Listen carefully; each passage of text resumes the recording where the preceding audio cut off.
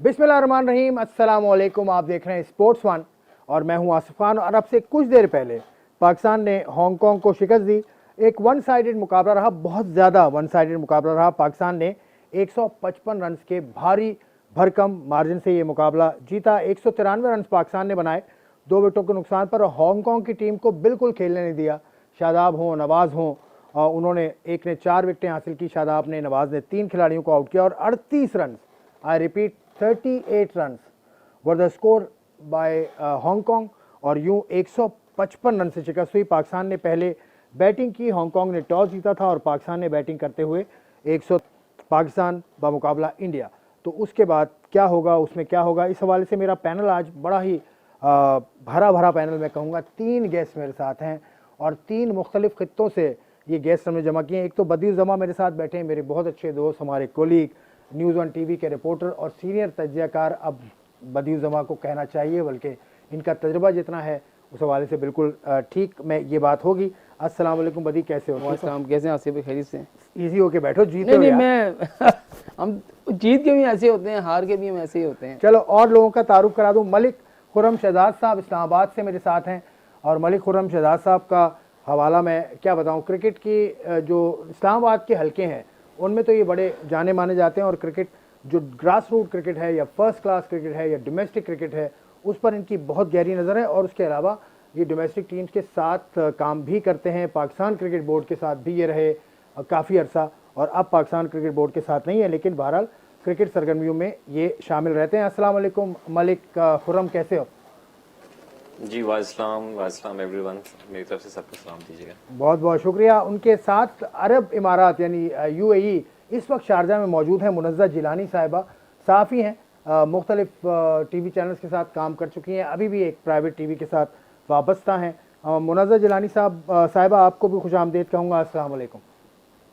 जी अस्सलाम वालेकुम Asif, thank you so much for inviting. तो ये था मेरा पैनल, ये है मेरा पैनल जो मेरे साथ रहेगा आज के स्पोर्ट्स वन में। शुरुआत करते हैं बदीर जमा। 193 रन पाकिस्तान ने बनाए, 38 रन पे आउट कर लिया। कुछ ऐसी चीज़ जो आप कहना चाहें कि पाकिस्तान को अब भी करनी चाहिए थी? 155 रन के हदफ के मार्जिन से जीता है पाकिस्तान। देखिए आसिफ भाई, आप ज़रूर जीते, 193 रन किए। तो आप पहले ये देखें कि शुरू के 10 ओवर में हमारे कितने रन थे, और उसके बाद हमारे आखिरी के 10 ओवर में 129 रन बनते हैं, जिसमें आखिरी ओवर के अगर आप 29 रन निकाल दें तो वाकई आप देख लेंगे कितने रन बने। तो अगर बॉलिंग देखी जाए हांगकांग की, तो हमें ये रन ज़्यादा करने चाहिए थे, क्योंकि आगे जो आपका मुकाबला है वो किसी हल्की टीम से नहीं है, बल्कि भारत से, जिससे हम पहला मैच हार चुके हैं। तो मेरे ख्याल में यहाँ बहुत कुछ बेहतर करने की ज़रूरत है।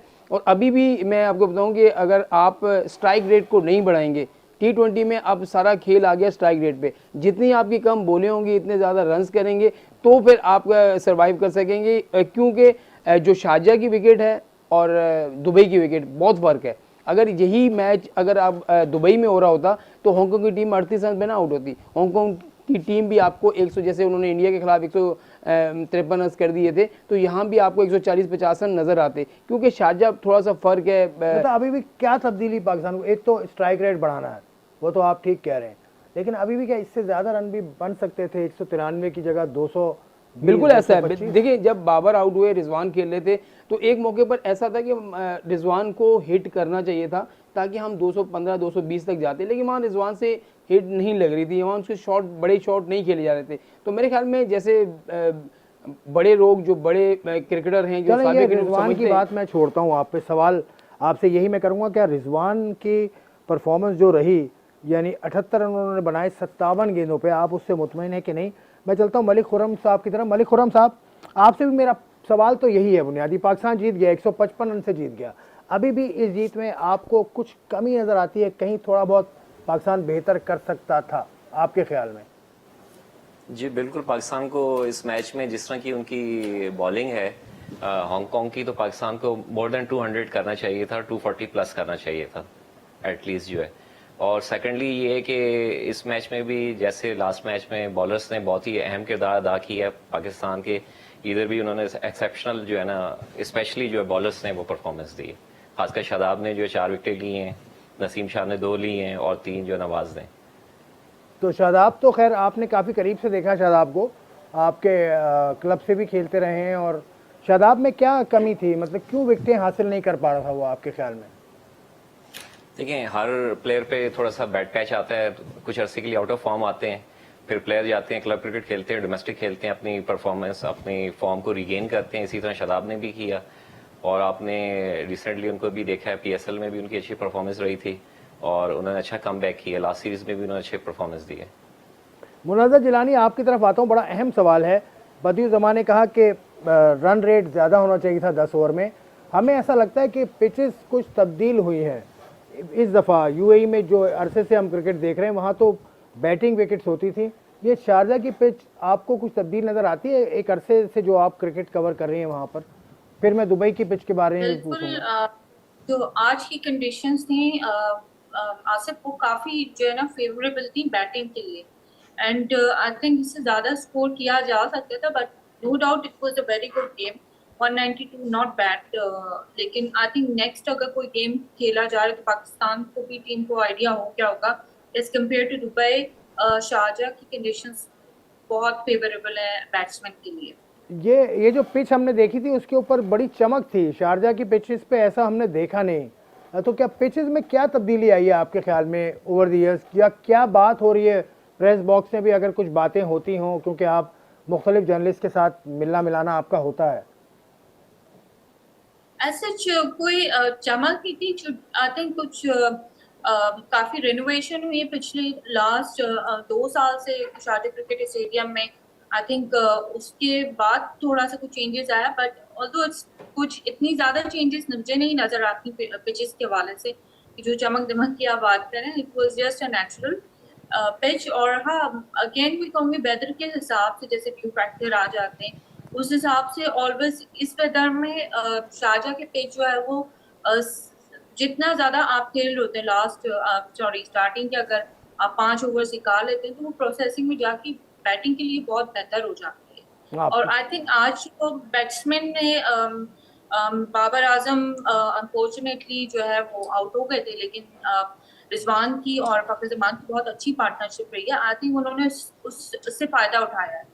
चले, मैं आपके पास आऊँगा। अब मैं पूछूंगा प्रेस बॉक्स का या प्रेस मीडिया जो इंडिया से आया है, श्रीलंका से आया है, बांग्लादेश से, हांगकांग से, उनके दरमियान क्या बात हो रही थी या क्या बात होती है, मैं आपसे पूछूंगा। बदी, आपकी तरफ आता हूँ। आपने कहा कि स्ट्राइक रेट, तो इसमें मोहम्मद रिजवान का स्ट्राइक रेट 78 उन्होंने किए 57 गेंदों पे। उसके अलावा फ़खर जमान ने स्कोर किया 53 रन बनाए, 41 गेंदें उन्होंने खेली। तो ये आपके ख्याल में कम है? बिल्कुल, देखिए ना, 10 ओवर में आपके 64 रन बनते हैं आसिफ भाई। शुरू के 10 ओवर में आप 64 रन करते हैं। ये तो बाद में देखें एक तजर्बा नहीं था उस टीम को। कप्तान उनका ऐसा था कि अभी उसने बड़े मैचेस से इतने नहीं खेले। उसके अलावा जब आपके सामने बड़ी टीम हो तो जो नई टीमें होती हैं थोड़ा सा प्रेशर में आ जाती हैं। तो मेरे ख्याल में 10 ओवर के बाद या 12 ओवर के बाद जो है वो प्रेशर में आ गए उनके बॉलर। हालांकि आखिरी ओवर आप देखें जिस तरीके से बॉलर्स गेंद कर रहा था, वो स्लो वन भी कर रहा था, तेज़ भी कर रहा था, लेकिन यहाँ होता है तजर्बा। तो यहाँ तजर्बे की कमी की वजह से वो इतने रन आखिरी के 10 ओवर में 129 रन खा गए। यहाँ अगर आप के उनके 2 या 3 ओवर अच्छे होते तो आप कहाँ खड़े थे? मेरे ख्याल में आप 150 रन भी नहीं कर पा रहे थे। और शारजा का आपको ग्राउंड पता है, आपने कवर किया है, मैं भी वहाँ पर गया हूँ। शारजा की बाउंड्री बहुत छोटी है। अक्सर आपने देखा होगा कि जब छक्का मारते हैं तो गेंद रोड पे भी चली जाती है, बाहर चली जाती है। 100 प्लस मीटर का छक्का। और आज की जो पिच बनाई गई थी, खासतौर पर आज की पिच थी सेम बिल्कुल, आपको बैटिंग पर एडवाइस लग रहा होगा कि कोई भी गेंद में मोमेंट जो है शुरू में आपको नज़र नहीं आई। सीधी सीधी गेंद थी और तेज़ बॉलर भी अब आप करते हैं तो आपके पास इतने बड़े बल्लेबाज हैं जो रन्स करते हुए आ रहे हैं। तो मेरे ख्याल में 41 बॉलों पे 53 रन की इनिंग हांगकांग के खिलाफ फ़खर की उस तरह की नहीं थी। मेरे ख्याल में 41 बॉलों के उनके 65 या 70 रन होने चाहिए थे, ताकि आपको पता चले जब आप भारत के खिलाफ आप जाएँ तो आपको पता हो कि हमने इतने रन करने। देखिए, अब पहले वाला हम नहीं है कि हम पहला मैच हार चुके हैं उनसे। अब दूसरे मैच में वो ज़्यादा पुरएतमाद आएंगे। क्यों? क्या विराट कोहली जो आउट ऑफ फॉर्म थे, उन्होंने पहले मैच ही पाकिस्तान के खिलाफ अच्छा खेला, फिर उन्होंने भी 59 रन की इनिंग खेल के अपने आप को जो है वो अपने प्रेशर से निकाल दिया है। तो मेरे ख्याल में कांटेदार मुकाबला होने जा रहा है। और इसमें पाकिस्तान टीम की अगर पहले बैटिंग आती है, अब दुबई में, वो तो इंडिया पाकिस्तान का मैच तो आगे आएगा ना, उस पर हम बात करेंगे। मलिक साहब, ये बताओ कि जो बदी साहब कह रहे हैं कि रिजवान थोड़ा सा उनके ख्याल में स्लो खेला और फ़खर जमान भी थोड़ा सा स्लो खेला, ये ओपनर जो जोड़ी है पाकिस्तान की, रिजवान और बाबर, क्या आप समझते हैं अब भी कि इसमें तब्दीली होनी चाहिए? जीत गए आज मैच, लेकिन आप समझते हैं इसमें तब्दीली होनी चाहिए? तब्दीली अगर होनी चाहिए तो क्या तब्दीली होनी चाहिए? जी आसिफ भाई, बिल्कुल तब्दीली होनी चाहिए। फ़खर जमान को एज ए ओपनर आना चाहिए। फ़खर जमान और रिजवान को ओपन करनी चाहिए। देखें, राइट और लेफ्ट का कॉम्बिनेशन होना चाहिए। इससे आपको पता है कि बॉलर की लाइन और लेंथ भी डिस्टर्ब होती है। और अगर फ़खर जमान की हम एज ए T20 परफॉर्मेंस देखें तो उन्होंने एज ए ओपनर जो है 36 मैचेस जो खेले हैं इनिंग्स, उसमें उन्होंने 812 रन बनाए हैं, 91 उनका हाईएस्ट स्कोर रहा है और 4 50 की हैं। और अगर एज ए उनको देखते हैं वन डाउन वो पोजीशन पे, तो उन्होंने 17 इनिंग्स में आकर 3 दफा नॉट आउट रहे हैं और 60 उनका हाईएस्ट रहा है और 350 और 352 उन्होंने किया है। तो अगर कंपेयर किया जाए तो एज ए ओपनर वो बहुत अच्छे हैं और ये कॉम्बिनेशन होना चाहिए। बाबर को आपको पता है कि बाबर जो है इस्लामाबाद से भी खेले हैं और उनके साथ मैं एज ए एनालिस्ट भी रहा हूँ। तो वो जो है ग्राउंड शॉट खेलते हैं और स्टार्टिंग में जो आपने शुरू के जो पावर प्ले है उसको सही यूटिलाइज करना है, तो बाबर, फ़खर जमान और रिजवान को ऊपर जाना चाहिए। रिजवान और फ़खर जमान। मुनिज़ा जिलानी, आपसे भी यही सवाल है मेरा, ओपनिंग में तब्दीली पाकिस्तान की होनी चाहिए? बिल्कुल होनी चाहिए। मैं एक स्टेटमेंट पढ़ रही थी मिकी आर्थर की, जो कि एक्स कोच भी रह चुके हैं पाकिस्तान क्रिकेट के, और उनके भी तज्जिया ऑब्वियसली यही है कि पाकिस्तान में ओपनर बैट्समैन बाबर आजम की जगह अगर तो फ़खर जमान और रिजवान को रखें तो वो कॉम्बिनेशन आज मेरे ख्याल से प्रूव भी हो गया है कि उन्होंने बहुत अच्छा परफॉर्म किया था। मिडिल ऑर्डर में अगर बाबर आजम को रखा जाए would be I think different कुछ इम्पैक्ट आएगा, क्योंकि आज के रिजल्ट कंपेयर करें कंपेयर टू प्रीवियस मैच तो बाबर आजम की परफॉर्मेंस ऑलमोस्ट वही रही थी एज एन ओपनर। देखिए, बड़ी अच्छी बात की आप तीनों लोगों ने इस हवाले से, क्योंकि बाबर आजम को कंपेयर किया जाता है कोहली से, केन विलियमसन से वगैरह वगैरह। ये कोहली भी ओपनर नहीं आते, वो कुछ इस टाइप के प्लेयर हैं बाबर की तरह। तो ये हो सकता, और हमारा मकसद यहाँ तनकीद करना बिल्कुल नहीं है। ये तीन जो मेरे पैनलिस्ट हैं इनका भी मकसद ये नहीं है। मकसद ये कि इसमें और बेहतरी हो सकती है कि नहीं।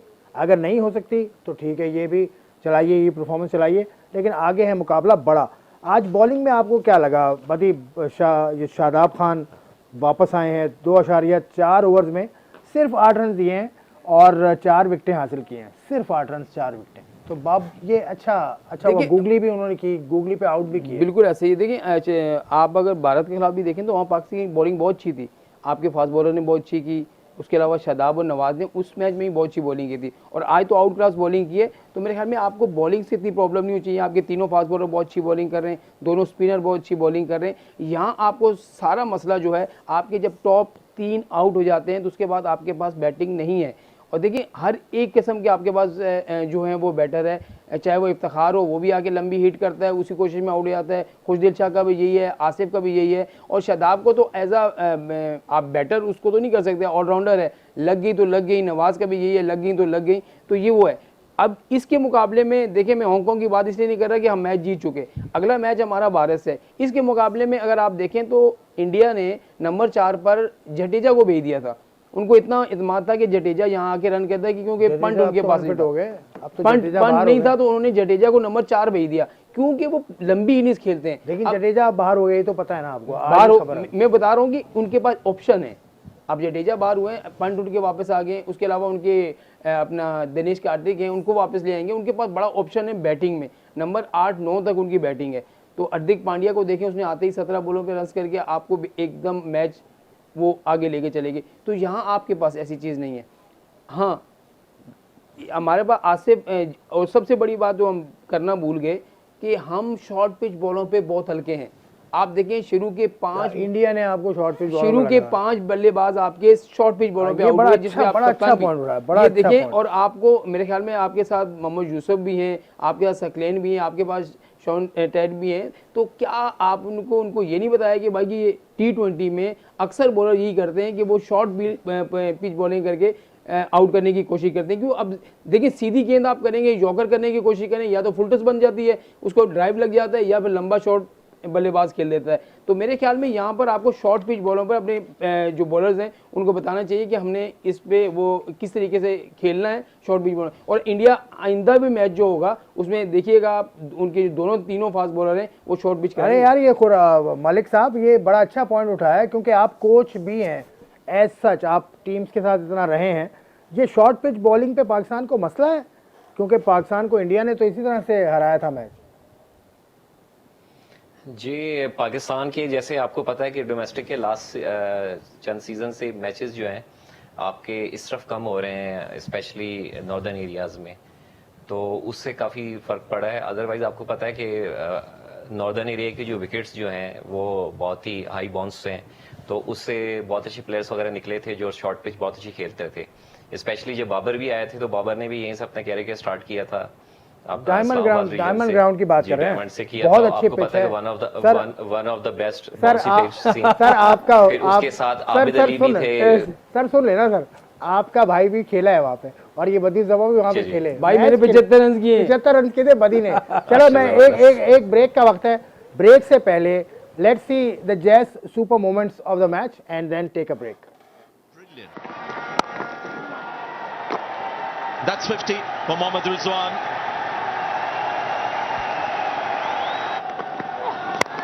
Over mid-off, gave the batsman the length he deserves.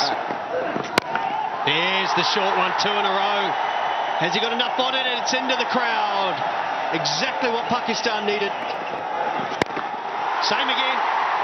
Oh, this is good timing over that mid-wicket region.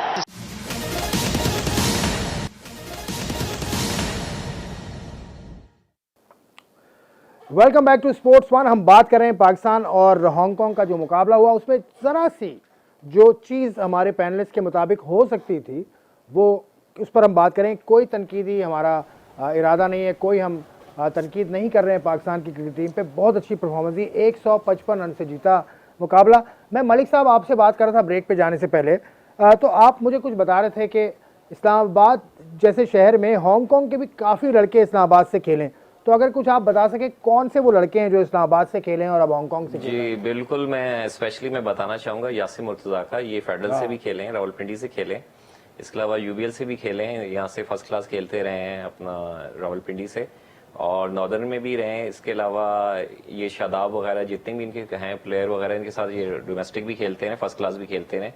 तो ये वहाँ से मूव कर गए, फिर इनका अभी वहाँ से डेब्यू एज इंटरनेशनल जो है ना। अच्छा, और जो ऑर्थोडॉक्स है स्पिनर। और बाबर आजम भी खेले हैं आपके क्लब से, जो शकील शेख साहब चलाते हैं, डायमंड क्रिकेट क्लब।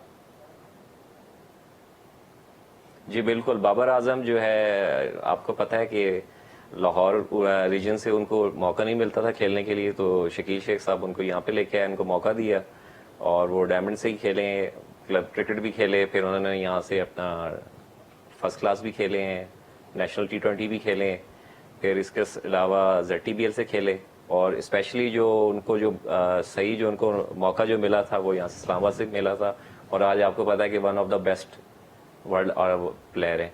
और हो सकता है इंशाल्लाह, एक्सपेक्टेड यही है कि दुनिया के वाहिद प्लेयर हो सकते हैं कि जो तीनों फॉर्मेट में नंबर 1 प्लेयर बने।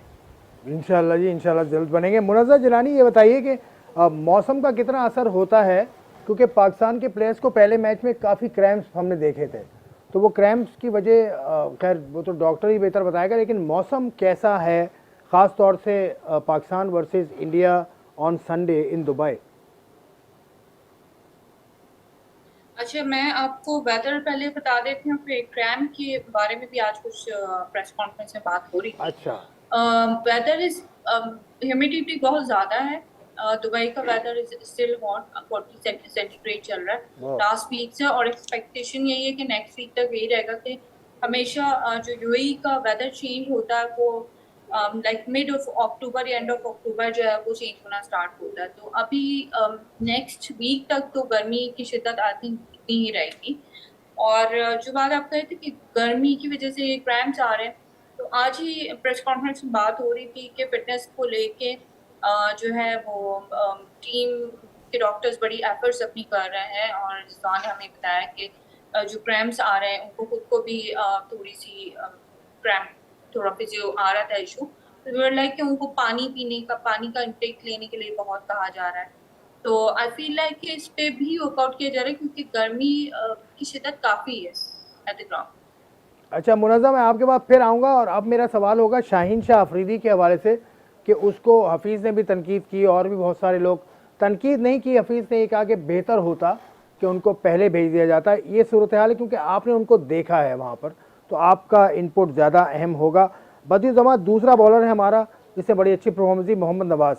उसने 2 ओवर में 3 खिलाड़ियों को आउट किया। नवाज़ की बॉलिंग में क्या खास बात है, लेफ्ट आर्मर है, क्या खास बात है इसकी बॉलिंग में? देखिए आसिफ भाई, एक तो वो जब लेग स्पिन गेंद करते हैं वो उनकी बॉल जो है वो अब जब बैटर खेल रहा होता है तो एकदम उनकी गेंद अंदर भी आ जाती है, तो ये उनको थोड़ा सा एडवांटेज है। और वहाँ की जो पिचेस हैं खासतौर पर स्पिन कंडीशन है, चाहे वो शारजा की हो, दुबई में, तो उससे उनको हेल्प मिल रही है। तो जब भी लेफ्ट आर्म स्पिनर जो है गेंद कर रहा होता है तो हमेशा फ्रंट फुट पे जाके या बाहर निकल के मारने की कोशिश करते हैं, तो बहुत सारे स्पिनर ऐसे होते हैं जिनका गेंद अंदर आर्म हो जाता है और वो उससे उनको हेल्प मिली है जिसपे वो विकेटें ले रहे हैं। तो मेरे ख्याल में जो नवाज़ हैं अच्छी बॉलिंग कर रहे हैं और लाइन और लेंथ पर वो नहीं जा रहे। तो मैं जिस तरीके से बॉलिंग कर रहे हैं मुझे उम्मीद है कि इंडिया के खिलाफ भी अगर इन्होंने ऐसा ही किया तो हम फंसा सकते हैं इंडिया को, क्योंकि इंडिया वाले भी जो है जिस तरह की हमारी स्पिन की बॉलिंग है ऐसे ही इंडिया की है। जब उन चाइल्ड को देख लें वो भी ऐसा ही है, जडेजा अब चले गए, हो सकता है ईश्वन चाइल्ड नहीं है, चाइल्ड है, चाहल चाइल्ड वो उसके अलावा ईश्वन को आप खिला सकते हैं। यशवन को भी, यशवन को देखा, जडेजा नहीं है तो यशवन को आना ही है, तो मेरे ख्याल में उसको मौका वो दे सकते अच्छा, हैं। खुर्रम ने बड़ा अच्छा पॉइंट उठाया था ब्रेक से पहले कि पाकिस्तान की डोमेस्टिक क्रिकेट में वो पिचेस ही नहीं है जिस पे बाउंस हो, जैसा डायमंड की पिच थी इस्लामाबाद में, आपने वहाँ पर 70 रन किए हुए हैं, तो आपको अंदाज़ा है कि इस तरह से डोमेस्टिक क्रिकेट में से अगर ऐसी पिच को आप निकाल दें या कोयटा की पिच को आप निकाल दें, कोयटा की पिच पे मेरा बड़ा तजर्बा है, वहाँ पर भी बाउंस है, तो फिर आपको कहाँ से मिलेगा बाउंस? आपके चेयरमैन साहब को आए हुए कितना अर्सा हो गया? चेयरमैन साहब को आए हुए तकरीबन साल होने को है। साल होने को है ना, तो उन्होंने आते ही ये कहा था कि हम पिचेस पे सबसे पहले काम करेंगे। वो ड्रॉप एंड पिचेस थी ना, ड्रॉप एंड पिच, वही ड्रॉप हो गया। और वहाँ का क्यूरेटर भी आपने यहाँ बुलाया, उसने यहाँ पर कराची में नेशनल स्टेडियम, फिर नया नाज़िमाबाद की पिचेस देखी, फिर पिंडी, मुल्तान और वहाँ की भी पिचेस देखी। तो मेरे ख्याल में आपको ये बातें करने वाली नहीं है। मैं एक जगह मीटिंग में जब रमीज़ आजा साहब और उनके बिजनेसमैन की मीटिंग हो रही थी, तो उसमें एक बिजनेसमैन ने उनसे कहा कि चेयरमैन साहब, जो भी चेयरमैन आता है हमसे बातें करके चला जाता है, अमली काम कोई नहीं करता, हमें कोई अमली काम बताएं जाके उस पर हम काम करें। तो मेरे ख्याल में यहाँ भी वो आए, बातें करके चले गए। तो यहाँ पर आपके ये अब PSL और आपने डोमेस्टिक क्रिकेट अब हो रही है, नेशनल T20 हो रही है, उसमें बताएं किसको दिलचस्पी है? कोई है? उसमें भी आपने टिकट रख दिया 50-100 रुपये का, जो देखने आ रहे थे उनको भी आप मैच नहीं देखने दे रहे। तो मेरे ख्याल में यहाँ पर आपको मुकम्मल तौर पर मुल्तान की पिच है, कदाफी स्टेडियम है या नेशनल स्टेडियम है, या फिर पेशावर की जो बात हो रही है कि हम हो सकता है अगला सीजन जो है PSL का, ये वाला सीजन नहीं हो सकता, अगला सीजन। तो मेरे ख्याल में इन पिचेस पे आपको काम करना होगा। जब अभी तो आप एशिया कप खेल रहे हैं और एशिया में ही खेल रहे हैं, दुबई में खेल रहे हैं, अभी आपने वर्ल्ड कप खेलने के लिए ऑस्ट्रेलिया जाना है, वहाँ पर आपको कैसी पिचेस मिलेंगी आपको पता है कि उनकी कंडीशन कैसी होती है, उनके कैसी होती है। तो वहाँ पर आपके ये जो बैट्समैन हैं वो किस तरीके से सर्वाइव करेंगे, ये आपको सोचना पड़ेगा। तो मेरे ख्याल में आपके पास 1-2 पिचेस ऐसी होनी चाहिए, आप जब भी यहाँ देखें हमेशा टॉप पे हमेशा आपका स्पिनर ही रहता है डोमेस्टिक में। किसी फास्ट बॉलर को आपने देखा कि उसने इतनी विकेटें ले ली, इस वजह से कोई इतनी जान मारता है उसको विकेट नहीं मिलती। बहुत अच्छा पॉइंट मलिक शहजाद, खुर्रम शहजाद साहब, ये बड़ा अच्छा पॉइंट है। और मैं अपना एक्सपीरियंस थोड़ा सा बता दूं, एक तो डायमंड पिच तो आपने देखी है, लेकिन कोयटा की जो पिच है बुकटी स्टेडियम की, वो इतनी लाइफ है उसमें। इस सीज़न में तो कुछ हुआ नहीं वहाँ पर, लेकिन और जो हालात चल रहे हैं वहाँ पर नहीं हो सकेगा। लेकिन कोयटा की पिच को मैंने खुद ये रेकमेंड किया था नदीम खान साहब से, मैं वहीं पर मिला था उनको, मैंने कहा था कि इस पिच को देखें। तो ये सही है बदी का कहना कि आपके पास लाइवली पिचेस हैं ही नहीं। तो शकील शेख साहब अब तो काफ़ी एक्टिव हो गए हैं, तो अब वो कुछ कर रहे हैं ऐसा कि कुछ पिचेस के हवाले से कोई बात हो, या आपके ग्राउंड के ऊपर इस्लामाबाद में कुछ मैचेस हों? जी, अभी आपको पता है कि शेख साहब जो हैं अभी गवर्निंग बोर्ड का हिस्सा नहीं है, तो अभी देखते हैं, एक्सपेक्टेड है कि सेटअप अगर आगे कोई चेंज होता है या सिलसिला चेंज होता है तो ज़रूर बीइंग क्रिकेट ऑर्गेनाइजर वो अभी भी उनकी सपोर्ट सर्विसेज जो हैं वो क्रिकेट के लिए हैं, वो जारी हैं और उन्होंने जारी रखी हुई हैं। रमीज राजा साहब जा रहे हैं? अगर जा रहे हैं तो कब जा रहे हैं? देखें, अल्लाह नोज बेटर इसके बारे में तो आपने मुझे काफी कुछ बताया, और फिर बता दो यार, ऑन दी एयर भी बता दो ना, क्या तजज़िया है? देखें, ये तो अब क्रिकेट के हवाले से तो ये इस हवाले से फिलहाल अभी कहना कुछ कबले अज़ वक्त है, बट आपको पता है कि जब गवर्नमेंट चेंज होती है तो पैटर्न इन चीफ का ही जो भी आगे डिसीजन होता है, उस पर जो भी नॉमिनेशन होती है अपना बोर्ड ऑफ गवर्नर की, तो वो प्राइम मिनिस्टर ऑफ पाकिस्तान ही देते हैं। लेट्स सी अब उनका क्या प्लान है चलें आगे। ये बता दें कि डोमेस्टिक क्रिकेट के अंदर डिपार्टमेंट्स को बंद करने की बात हुई थी, वो प्राइम मिनिस्टर ने कह तो दिया कि आ जाएंगे डिपार्टमेंट्स, लेकिन इस बात को कहे भी उनको काफ़ी दिन हो गए अब तो कुछ हिलजुल जी, हो जी। रही है। देखिए उसके लिए ये बहुत अच्छा स्टेप लिया है प्राइम मिनिस्टर ऑफ पाकिस्तान ने, बहुत अप्रिशिएट करते हैं। और इसके हवाले से जो खासकर जो स्पेशली एमआरसी के जो लीडरान हैं उन्होंने बहुत ही अहम किरदार पेश किया है, खासकर जो उसके लीडर हैं अपना एमआरसी के शकील शेख साहब हैं, तारिक सरवर साहब हैं, अपना सलमान तालपुर साहब हैं। इसके अलावा इन्होंने स्पेशली सबसे पहले डिपार्टमेंट जब क्रिकेट बंद हुई थी तो नुमान भट्ट साहब का मैं नाम जरूर लेना चाहूंगा। हाँ, मुल्तान उन्होंने वाले। कोयटा के इजलास में सबसे पहले उन्होंने कहा था कि ये डिपार्टमेंट क्रिकेट को बंद नहीं होना चाहिए, और ये सब उनको क्रेडिट जाता है बिल्कुल जाता है, क्योंकि वसीम खान साहब और एहसान मानी साहब का दौर उस वक्त शुरू हुआ था, और उस दौर जी, के बिल्कुल अंदर ऐसे ही है। रहते हुए अगर आप कदम उठाएं तो वो फिर सेकेंडली देखें ना, अगर आपको इसके लिए भी कॉन्स्टिट्यूशन में भी अमेंडमेंट करनी पड़ेगी, जो आइन है 2014 का, इसको बहाल किया जाए, वो बिल्कुल क्रिकेट फ्रेंडली है। उसके अंदर आपको पता डिपार्टमेंट भी थे, ग्रेड 1 भी हो रही थी, ग्रेड 2 भी हो रही थी, और थाउजेंड्स ऑफ क्रिकेटर्स थे। हालांकि क्रिकेटर्स नहीं थे, क्रिकेटर्स के साथ फैमिलीज भी थी। फिर इसके अलावा जो रीजनल सिस्टम था वो बहुत अच्छा सिस्टम था। उसके अंदर आपने देखा है कि जब ये सिस्टम बंद हुआ है तो मोर देन 253 जो ग्राउंड्समैन थे जो कि बहुत ही पुअर फैमिली से बिलोंग करते थे, उनको टर्मिनेट कर दिया, और चंद एक लोग थे इंक्लूडिंग माई सेल्फ जिनको आपको- पॉलिटिकल विक्टिमाइज भी किया। आपको पीसीबी से क्यों निकाला, आप क्या काम करते थे, ये सवाल मैं आपसे पूछूंगा। मुनाज़ा जिलानी साहिबा, आप सुन रही हैं इनकी डोमेस्टिक क्रिकेट के हवाले से बातें, आप मुझे कुछ प्रेस बॉक्स की, कुछ मीडिया बॉक्स की कुछ खबरें देना, क्या बातें होती हैं वहाँ पाकिस्तान टीम के हवाले से।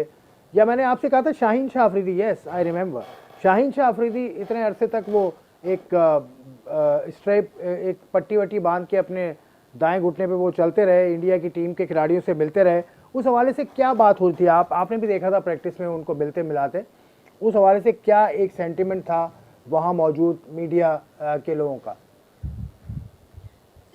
शाहीन शाह अफरीदी जो है एक स्टार है, मतलब उनके अंदर ऐसी खेलने की सलाहियत है कि उनको सिर्फ पाकिस्तान में नहीं इंडिया में बहुत ज़्यादा पसंद किया जाता है। तो लोगों की एक्सपेक्टेशन यही थी कि एशिया कप में उनको देखा जाता, बट अनफॉर्चुनेटली उनकी इंजरी की वजह से वो नहीं है। लेकिन जब उनकी एक ही ग्लिम्स आपने शायद देखी होगी विराट कोहली के साथ, तो जी जी जी। बड़ी अवाम एक्साइटेड थी उनको, और काफ़ी इसके ऊपर ट्वीट्स भी आई थी। नहीं तो वो आई बिलीव कि उनको होना चाहिए था। और उनकी इंजरी के हवाले से मैं यही कहूँगी कि काफ़ी टाइम से अगर ये चीज़ देखने में आ रही थी सामने, तो शायद उनको थोड़ा अर्ली स्टेज पे अगर उनको ट्रीटमेंट के लिए भेज दिया जाता तो शायद आज वो यहाँ पे गेम खेल रहे होते। तो ये फिर कसूर किसका है आपके ख्याल में कि उनको अर्ली नहीं भेजा गया? आई थिंक मैं इस पे कुछ ज़्यादा नहीं कहूँगी, लेकिन मैनेजमेंट की नॉलेज में आ चुका होता है। लेट्स सपोज अब छोटा से क्रैम्प भी है प्लेयर को, वो या लिम्पिंग कर रहा है, तो उसको इमीडिएटली देखा जाता है कि व्हाट इज द इशू। तो आप जब डायग्नोस ऑन टाइम कर लेंगे तो पता चल जाता है कि ये जस्ट लिम्पिंग है या टेम्पररी कुछ इंजरी है या इट्स वेरी सीरियस। तो आई थिंक ये कम्प्लीटली मैनेजमेंट को ही जाती है कि इन्होंने बहुत देर से इस इंजरी को डायग्नोस किया। जी हाँ, बिल्कुल ठीक कहा आपने, क्योंकि मैनेजमेंट ने पहले ये कहा था कि इनको यूएई में रखकर इनको ट्रीट किया जाएगा, लेकिन उसके बाद फिर पीसीबी ने ये समझा कि उनको इंग्लैंड भेजा जाएगा। इंग्लैंड में 2 माहिर डॉक्टर्स की खिदमात भी हासिल की हैं। उन डॉक्टर्स के साथ क्या मामला हुआ वो पीसीबी उनके साथ लाइजों में है, लेकिन कोई अपडेट शाहीन के हवाले से नहीं आई है। लेकिन मैं एक ब्रेक ले लूँ, ब्रेक के बाद I will see you on the other side.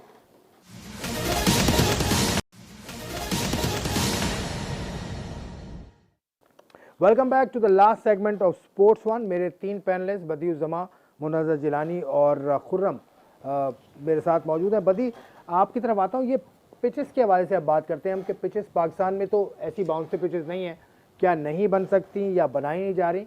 क्योंकि दुबई जैसे इलाके में, यूएई जैसे इलाके में, शारजा जैसे मकाम पे आप ऐसी बाउंसी पिचेस देख रहे हैं, तो पाकिस्तान किधर सो रहा है? देखिए मैं वही कह रहा हूँ कि हमारे जो चेयरमैन या कोई भी आता है वो आके सिर्फ ऐलान कर देता है, उसके बाद काम कोई नहीं होता। वहाँ के लोग काम करते हैं और उन्होंने काम करके दिखाया। अब देखिए जितनी क्रिकेट अब यूएई में हो रही है वो मुझे नहीं लग रहा कि किसी और जगह हो रही है, क्योंकि जब आपके यहाँ क्रिकेट नहीं होती तो आप भी उठा के सारी यूएई में ले जाते हैं, इंडिया वाले भी यूएई में आ जाते हैं, बांग्लादेश वाले भी यूएई में आते हैं, अफगानी भी जो है वो अफगानिस्तान की टीम भी वहाँ आके खेलती है। तो मेरे ख्याल में उन लोगों ने सोचा है कि हम ये कंडीशन तो सबको दे चुके हैं, लेकिन उस कंडीशन में ऐसी पिच बनाना मेरे ख्याल में बहुत ही बड़ी बात है। और ऑस्ट्रेलियन को बार बार वो जो क्यूरेटर आए हैं ऑस्ट्रेलिया के, उन्होंने जो पिच बनाई उस पर वसीम अकरम, वकास यूनुस भी ये कहने पर मजबूर हो गए कि उन्होंने दुबई में अरसे से वो यहाँ मैचेस हो रहे हैं, ऐसी पिच नहीं देखी जिसमें इतना बाउंस हो, इतनी ऊपर गेंद आ रही है, इतनी शॉर्ट पिच गेंद आ रही हो और लोगों को अच्छी क्रिकेट देखने को मिली।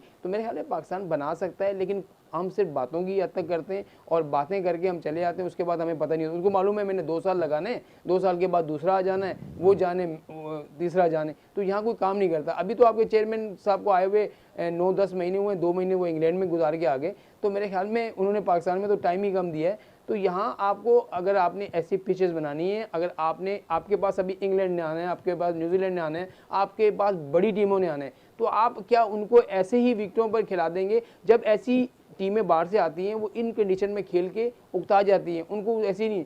लेकिन आपकी इन्हीं पिचेस पे ऑस्ट्रेलिया ने आपको आउट क्लास किया, तो मेरे ख्याल में आपको पिचेस के बारे में सोचना पड़ेगा और अच्छे लोगों को लाएं। जब आपके पास अरबों रुपए का आप कहते हैं खजाने में पड़े तो उनको लगाएं भाई, या तो खिलाड़ियों पे लगाएं या खेल के मैदानों पे लगाएं। मलिक शहजाद साहब बहुत सारी शिकायत करती हैं बदीउज़्ज़मानी, ये भी पूछूंगा, लेकिन पहले आपसे क्या शिकायत थी पाकिस्तान क्रिकेट बोर्ड को?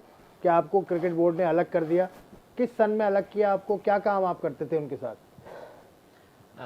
जी देखें, लास्ट टाइम फजल महमूद क्लब क्रिकेट चैंपियनशिप जो हुई उसके हम लोग मेंबर थे।